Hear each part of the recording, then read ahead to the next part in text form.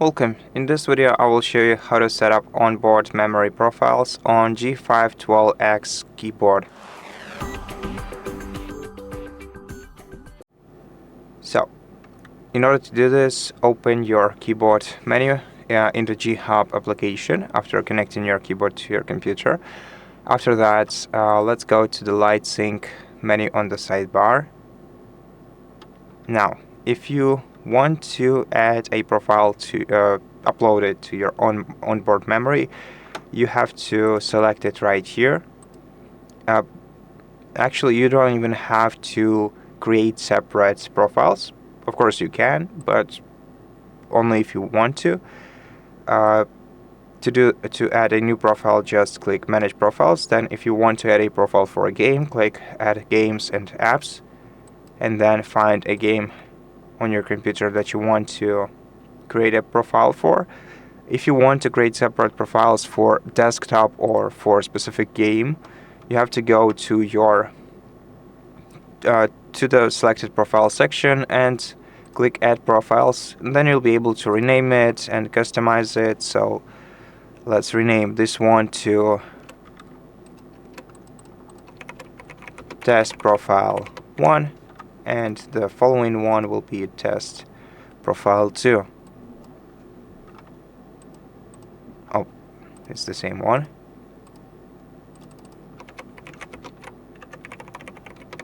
Okay. Now we can switch between different profiles right here. And if you want to upload any profile to your onboard memory, let's go back to the keyboard itself. Then let's go to Device Settings.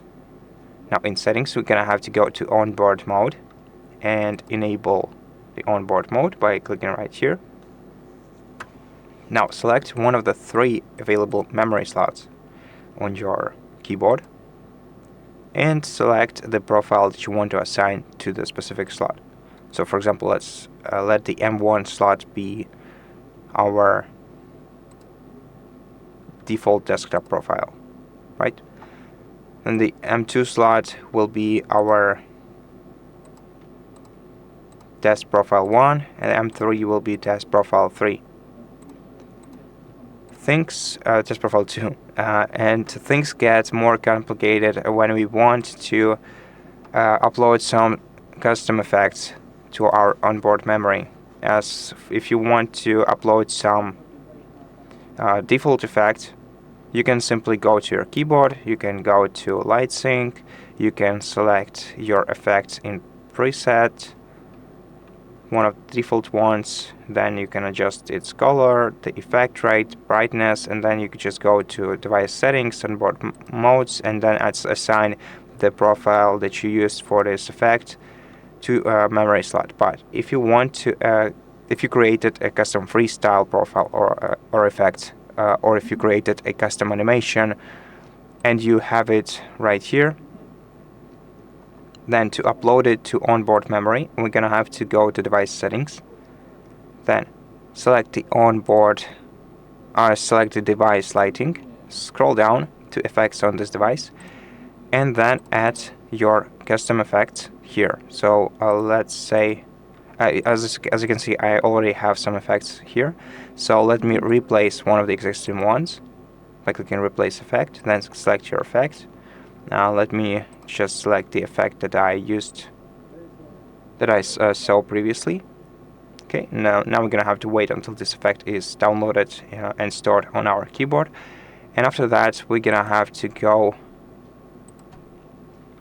back to our device, go to LightSync menu, and in Presets, in the Effects, select your custom effect, right?